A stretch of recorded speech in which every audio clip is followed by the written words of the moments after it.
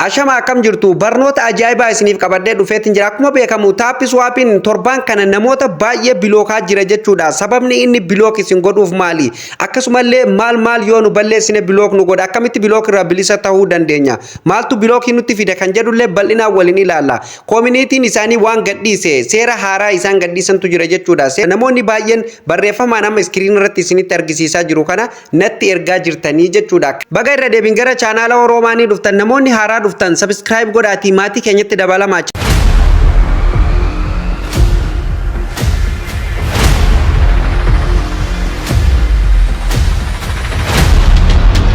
Egaan daawwattoota keenya kabajamoo walitti deebinee jirra. Taappis waapiin maaliif bilook nama godhuutti jira? Namoota baay'ee jechuudha. Weebsaayitii isaanirraa baasaa jiran jechuudha. Maal akka isin balleessitanii fi wanti isaan jibbanoo maali kan jedhu akka bilook taanu kan nu godhe maali kan jedhullee bal'inaan waliin ilaalla jechuudha. Namoonni baay'een taaptaap eega nu goone boodan guyyaa muraasa booda bilook nu godhe namoonni jettanii gara keessattiin jechuudha barreeffama kanallee kan natti ergitan jirtu jechuudha. Taappis waapiin ammallee namoota bilook godhu adda hin dhaabne jechuudha. Namoota seera isaanii cabsan hundaayyuu bilook godhaa jiran jechuudha. Weebsaayitii maa akka deebi'anii isaan weebsaayitima waan kiriptoo jedhamu kana hin fayyadamne namoonni godhamaa jiranillee baay'eetu jira jechuudha. Sababni tokkoffaan gabaabsee yoo kan isinitti muta'e osoo waan amma asirratti isinitti ergitan kanatti isin hin dabarsiniin duratti waan tokko waan adda baasee isinitti qabuutu jira jechuudha daawwattoota kiyya. Inni sunis maal jettanii na gaafatuun keessan hin oolu jechuudha. Inni ijoon guddaan jechuudha kan taappis waapiin jechuudha. Seera isaa keessatti illee kaa'ee jiru akkaawuntii switch godhatanii fayyadamuu jechuudha. Bilbila tokko irratti akkaawuntii 2-3 namoonni fakkeenyaaf akkaawuntii 2-3 telegiraama tokko irratti 2-3 banatanii kan taaptaap gootantu jira jechuudha. Kooyina walitti qabatuuf heddummeeffatuuf jechuudha. Kuni waan akka malee jibbaa yookaan isaan xiiqeffatanii irratti dalagaa jiran keessaa jechuudha. Switch akkamitti goonee fayyadamuu kan dandeenya kan jedhan isin argisiisame fakkeenyaaf amma telegiraama kiyya keessa jira. Telegiraama kana tuqaa sadeen kanarra dhufne telegiraama tokkitti tana amma telegiraama kiyyarra sadiitu jira jechuudha haala isin argitan kanaan. Isaan sadeen kanarrattu tokkoon isaa taappis waabii banee yoon kan irratti taaptaap godhu ta'e yeroo kana dhiise kanatti yeroo tokko dhiise tokkotti yoo kan fayyadamu ta'e jechuudha ni beekan jechuudha. Bilbilli keenya kun jechuudha waan hundaa'u asirratti waaliitii illee bannee jirra maappii keenya waan hundaa'u ni beekan jechuudha walumaa galatti jechuudha. Kanaafuu waan tokko asirratti kan isin beekuu qabdan taappis waapiin akka kiriptoota biraatiin adda jechuudha. Bilbila tokkorratti tasumallee lama fayyadamu hin dandeessanii jechuudha. Yoo fakkeenyaaf akkaawuntii tokko kanaan taaptaap godhaa jirtan tokkichuma kanaan hanga dhumaa itti fufuu qabdanii jechuudha. Lammaffaarratti ammallee gaafii maamiltoota kiyyarraa naa dhiyaate waayifaa tokkoon nurratti wayi beekanii bilbiluma tokko irratti yookaan bilbiluma garaagaraa irratti waayifaa tokkoon yoo bilbila garaagaraa irratti kan taaptaap goonu ta'e nurratti beekamoo nurratti hin beekanii jettanii kan na gaafattanillee jirtu. Kuni fakkeenyaaf duraanillee sodaatamaa ture jechuudha. Hamastar koompaatoo irratti illee jechuudha. Namoonni baay'een gaafii akkasii na gaafatanii jechuudha. Sodaatamaa ture garuu seera lafa kaayameetu jira jechuudha. Waayifaa tokkoon bilbila garaagaraa irratti bakkuma takkattuu fayyadamuun rakkoo tokko hin qabu jechuudha. Yoo fakkeenyaaf kompiitarallee qabaatan kompiitara bira irratti illee fayyadamuu ni dandeessan jechuudha. Kan isaan jibban jechuudha maal akka ta'e adda baaseetiin isinitti hima. Tokkoffaa irratti akkaawuntii tokko fakkeenyaaf bilbila tokko irratti akkaawuntii 2-3 bantanii taappis waabii bakka lamatti bantanii hin fayyadamina. Laffaatii keessan yookaan dadhabbii yeroo dheeraa taaptaap gootanii asirratti itti fayyadamaa turtan yookaan kooyina walitti qabataa turtan jechuudha. Daqiiqaa muraasa keessatti dhabuu hin filatina jechuudha daawwattoota kiyya. Sababnis yeroo keessan gubdanii waa meeqa irratti daladdanii isin harkaa yeroo gubatu baay'ee namatti dhagamaa jechuudha. Kanaafuu miliyoona feetanillee yoo qabaatan jechuudha taappis waapiin seera kan isin cabsinaan jechuudha isin irratti cufuuf qophiidha jechuudha daawwattoota kiyya. Lammaffaa irratti gaafii maamiltoonni keenya irra deddeebiin jechuudha. Iskiriinillee shuutii gootanii keessalleen kan natti ergaa jirtan jechuudha. Barreeffamaan amma iskiriin irratti isinitti argisiisaa jiru kana jechuudha. Namoota baay'ee yoo xiqqaate gara namoota 20 oliitu natti ergetanii jechuudha daawwattoota kiyya.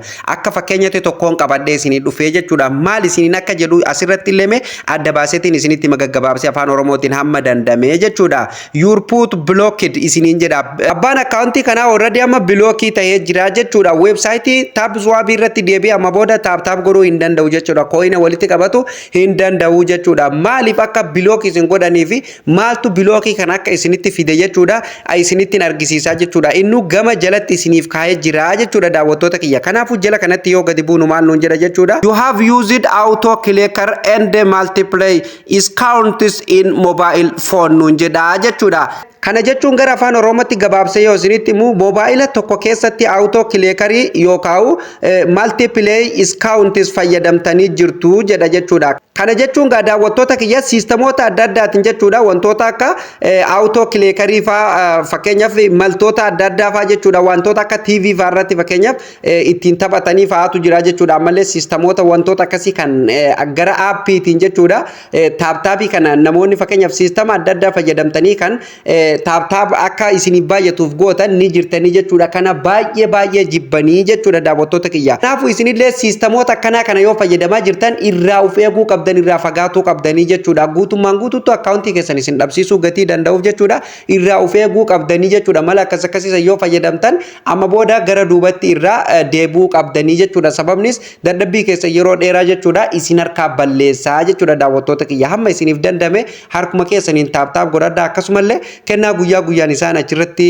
fakkeenyaaf akka badhaasatti kennan guyyaa guyyaan fudhatu ni dandeessu jechuudha karuma kanaan guddifatuu dandeessu jechuudha ammallee mee barreeffamni hin dhumne waan ta'eef jechuudha kan gama gadii kanallee mee gara afaan Oromootti isinitti himaa jechuudha wantoota bilookii kana isinitti fiduu danda'ee jechuudha maal nuun jedha jala gaditti illee yoo gadi buune daawwattoota kiyya our system has counted this and we are closing your account nuun jedha jechuudha daawwattoota kiyya kana jechuun gaa daawwattoota kiyya sirni keenya kana waan qabateef akkaawuntii keessan cufaa jirraa jedha jechuudha gara afaan Oromootti gabaabsee yoo isinitti himuu jechuudha fakkeenyaaf wantoota isin fayyadamaa jirtan kana jechuudha isin irratti beekanii waan jiraniif jechuudha siistamni isin qabee waan jiruuf siistama fakkeenyaaf wantoonni kun kan fakkeenyaaf yeroo isin taaptaap gootan hundaayyuu jechuudha kan isin keessummeessuu fi kan waan hundaa'u deebii hunda isiniif deebisu wantoota achirratti dhiyaatu hundaa'u siistama dhiyeessa jechuudha ilma namaa osoo hin taane fakkeenyaaf siistamni yeroo tokko ilmi namaa fakkeenyaaf waan uumu hundaa'u teekinooloojii kana keessatti wannumti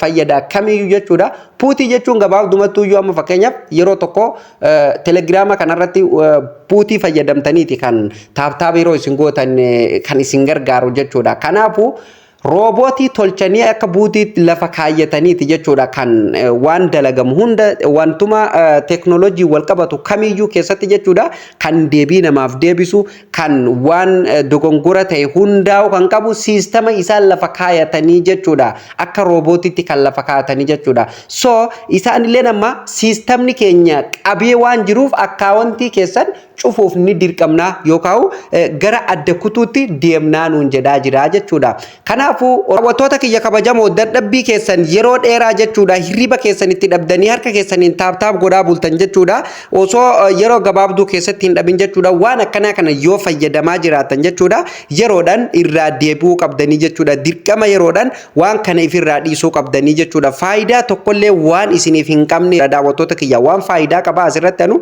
isiniif hin dhiyeessaa jechuudha waan faayidaa isiniif hin qabne immoo yoo irraa fagaattan baay'ee gaariidha jechuudha dadhabbii keessanillee bishaanitti laaqxanii galaana waliin karaa baharaa ofirraa qajeelchuu osoo hin taane jechuudha seera isaa kana beektanii jechuudha waan hundaayyuu seera isaa beekuutu isinirratti dirqamaa jechuudha dalaguun duratti jechuudha kanaafuu walumaa galatti wantoonni daawwattoonni kiyya iskiriinshuut gootanii keessanatti ergitan jechuudha kana fakkaataa jechuudha taappis waabiin namoota baay'eedha kan inni bilookii godhaa jiru jechuudha kanaafuu ammallee hin dhaabbanne bilookii godhuun itti fufaa jechuudha kanaafuu gonkumallee hin dandamu jala mureetiin isinitti bilbila tokko irratti taappis waabii lama ni fayyadamna yoo jettan miliyoona feeta yoo qabaatan akkaawuntii keessanirraa waayilitii keessanirraa guutuutti addaan akka citu abdii guutuun qaba jechuudha maaliif namoota baay'ee akkasitti dhabanillee hedduun arge gatii ta'eefi jechuudha kanin kana isin gorsaa jiruufi jechuudha kanaafuu daawwattoota kiyya waan isin hin fayyadne irratti yeroo keessan fixurra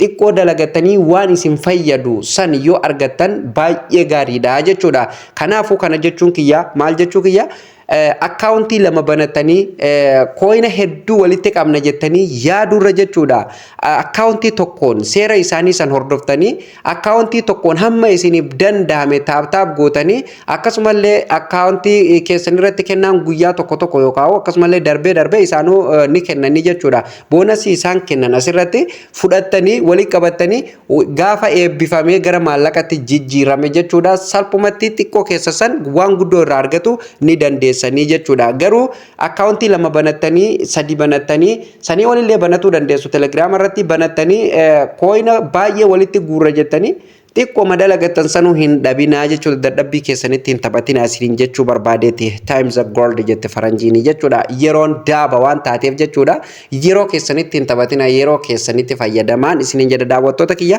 kanaafuu seerri taappiswaabii kana fakkaata daawwattoota kiyya seera taappiswaabii kan hafeellee bal'inaan jechuudha kan isiniif dhiyeessu tahaa jechuudha daawwattoota kiyya namoonni baay'een ammallee kan nagaafatan maallaqatti yoomuma nu jijjiirama akkamitti maallaqatti jijjiirachuu dandeenya jettanii namoonni adda addaa kan nagaafatan jirtu jechuudha kana isinitti hin soban maamiltoota kiyya baay'ee waan inni isin kabajuuf isinitti hin sobu dhugaa jirtu isinitti hima an kana waan irraa beeku hin qabu guyyaa inni eebbifamu guyyaa inni maallaqatti jijjiiramu rabbiitu beeka rabbii fi warra isaan kana uumeetu beeka jechuudha abbaa websaayitii kanaa jechuudha because kun nu fakkeenyaaf hojjettoota yookaan dhiyeessitoota malee waan kana waan irraa beeknu hin qabnu guyyaa inni liistii ta'ee gara maallaqa jijjiiramu gara eebbifamutti jijjiiramu isaanuma beeka gadhiisan isaanuu gaafa isaan gadhiisan immoo kallattiin isin biraan geenyaa jechuudha daawwattoota kiyya kiriptoowwan hedduun karuma kanaan jechuudha namoonni baay'een kan itti milkaa'u jechuudha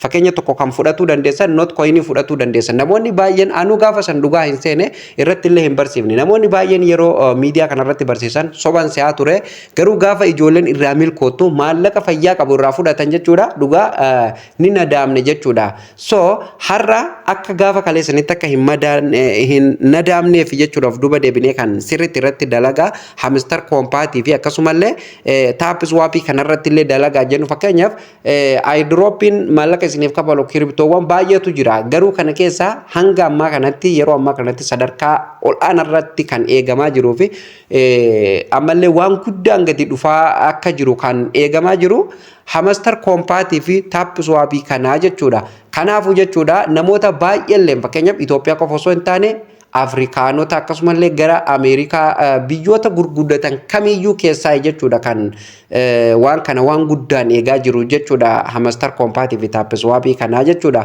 kanaafuu jechuudha nulleen abdii keenya osoo hin kutin obsaan eeggatuu qabdanii jechuudha gaafa isaan achirraa kallattiin gadhiisan nulleen kallattiin isin biraan geenyaa jechuudha daawwattoota kiyya kanaafuu jechuudha barnoonni irra isiniif qabadde dhufellee kana fakkaate jechuudha jalqabaa kaafnee kan hanga ammatti waliin ilaalaa turre kanaa jechuudha daawwattoota kiyya waan hanga ammatti viidiyoo kanarraa hubattan hundumti keessanuu hojiirra oolchuu qabda yoo dura waan akkasirratti gurmoottanii yookaan waan akkasirratti influensuuf gootanii dhiibbaa ofirratti gootanii jiraatan jechuudha waan akkasirraa deebi'uu qabdanii jechuudha hiriyoota keessanirratti dhiibbaa gootanii akkaawuntii an akkanatti fayyadamaa jira atilleen haala kanaan fayyadamii jettanii yoo kan waliif dabarsaa jirtan ta'e hiriyyaa keessanillee akka hallayyatti hin deemne qila irraa deebisuu qabdanii jechuudha itti himtanii wanti kun seerri isaa keessatti dhoowwaadha kootu irraa deebii akkaawuntii tokko fayyadamii jettanii itti himuu qabdanii jechuudha daawwattoota kiyya maaliif gaarii ofii argattan hiriyyaa keessaniin ga'uuf yaalaa jechuudha waanuma hundaa keerii keessatti jechuudha hiriyyaa keetiin ga'uuf yaali jechuudha kana jechuun sheerima gootaa fi jechuudha viidiyoo kana gabaabdumatti jechuudha namoo akka irraa fayyadamuu fi jechuudha kanaaf barnoonni irra isiniif qabadde dhufellee kana fakkaata daawwattoota kiyya akka irraa of eeddanii fi akka waa irraa baratanillee abdii guutuun qaba akka isin gammachiisullee abdii qaba maarree isinillee viidiyoo kana ilaaltanii eegga xumurtanii chaanaala Oromaaniif namoonni haaraa taatan subscribe godhaatii keessaa baa akkasumallee viidiyoon keenya isin gammachiise please like tuquu hin dagatinaan guyyaa guyyaan qabiyyeen viidiyoo keenyaa ofii isaatiin akka isin dhaqqabuufis mallattoo all notification jettu chaanaala keenya fuulduratti irra kaa'uu hin dagatinaa isiniin jenna guyyaa guyyaa wanni nu gadhiifnu ofii isaatiin akka isin dhaqqabduufi jechuudha faayidaan isaa akkasumallee bakka isiniif hin galin yaadaa fi gaafii ta'ee komentii jalatti naaf barreessuu hin dagatinaa viidiyoo kanallee sheer waliif godhuu hin dagatinaa barnoonni irra isiniif qabadhee dhufe asumarratti xumurama barnoota itti aanuun hamma walitti deebinutti turtii gaarii qabaadhaa